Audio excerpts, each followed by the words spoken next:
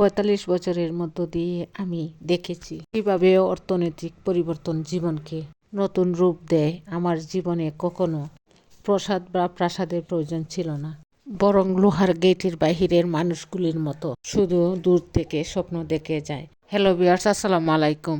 আজকে আপনাদের সাথে এমন একটি গল্প শেয়ার করতে চলেছি, সেটি আপনাকে জীবনের সঞ্চয় ও সাফল্যের পথে নিয়ে যেতে সহায়তা করবে। তাই সম্পূর্ণ ভিডিওটি দেখার অনুরোধ রইল। জীবনের গল্পটা কেবল একটি নয়, 5 বছরের কঠোর পরিশ্রমের ফল তখনই মিলে যখন আমরা সঠিক উপদেশ শুনি এবং তা মেনে চলি। স্যার বলেছিলেন, আপনার আয় এবং আপনার সঞ্চয় আর আপনার নিয়ম সবই জীবনের গল্পের অংশ। তাই প্রতি বছর শোনা শুরু করুন সেই গল্প।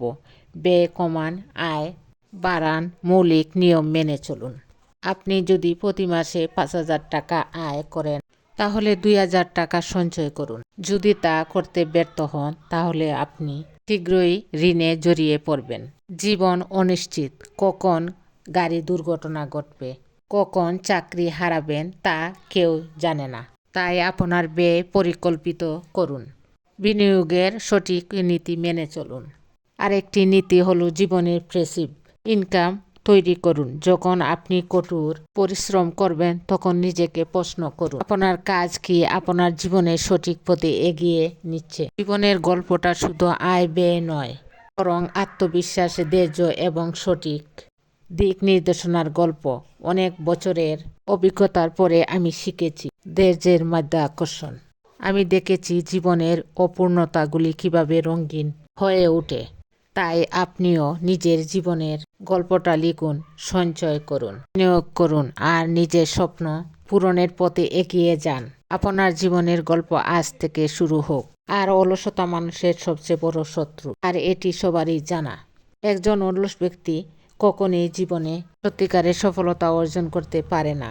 কিন্তু ভাবুন, কি হবে যদি সেই মানুষটি তার দায়িত্বের সঠিক উপলব্ধি এবং অলসতা ত্যাগ করে কঠোর পরিশ্রমের পথে এগিয়ে চলে। আজকের গল্প এমনই এক যুবকের, যে কিনা তার অলসতার খারাপ অভ্যাস ত্যাগ করে তার জীবনকে বদলে দিয়েছিল।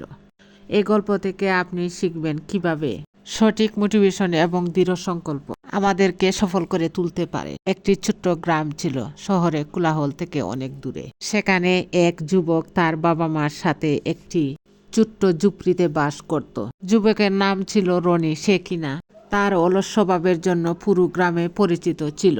তার প্রতিদিনের কাজ ছিল তার বাবার সাথে খেতে কাজ করা এবং ধান খেতে আসা পাখিদের তাড়ানো।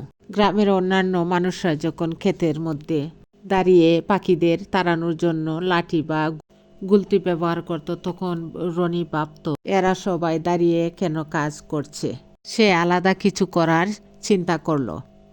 সে মাঠের চারদিকে কাঠের খুঁটিতে খালি তেলের টিনের ভিতরে কিছু নুড়ি পাথর দিয়ে ঝুলিয়ে দিল এবং সেগুলিকে রশি দিয়ে বেঁধে দিল, যাতে সে আরামে শুয়ে পাখিদের ভয় দেখাতে পারে।